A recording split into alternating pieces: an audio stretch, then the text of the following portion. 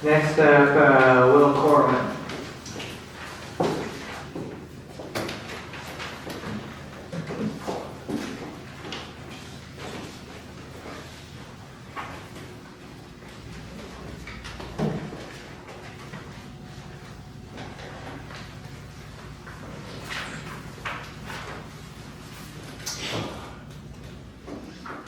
Narnia in the snow. There's that thing of paintings pretending to be windows, or some kind of portal, or a memory.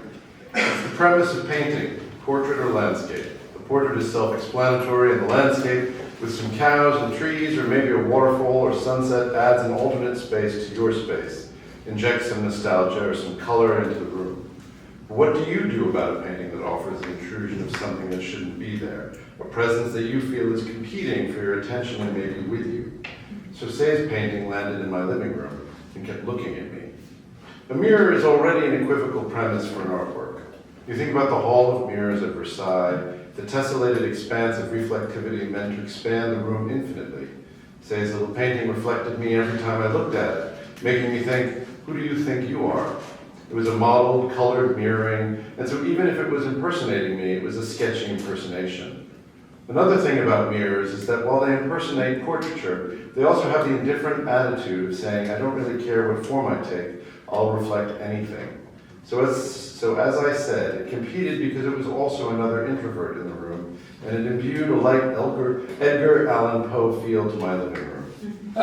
During the day, Say's painting was very aware of changes in the light. It would become brighter and more responsive when I turned on the lights as the sunlight petered out. If light was streaming through the windows, the paintings would sit quietly in the shadow, but it would wake up in the evening and it would change color. It's a blunt abstraction, a rectangle of two colors or sheens with a gently diagonal line. And because it's a pure abstraction, one whose subject was actually whoever was looking at it at the moment, my eye sought a subject. I saw a field of snow at dusk.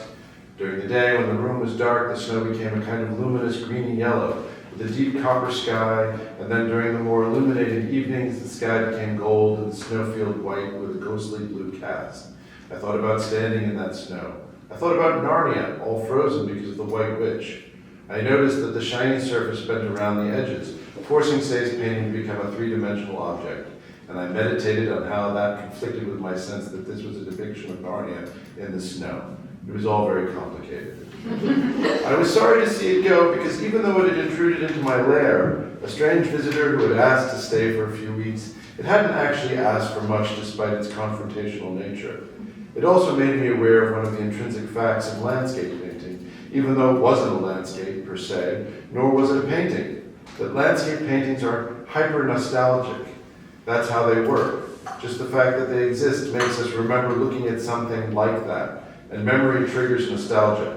Say's painting also played with that kind of indifferent portraiture that mirrors offer you, which is probably what caused me to go down the rabbit hole of Narnia. There was I, a middle-aged man, looking at himself reflected in what he thought was a snowy field at night.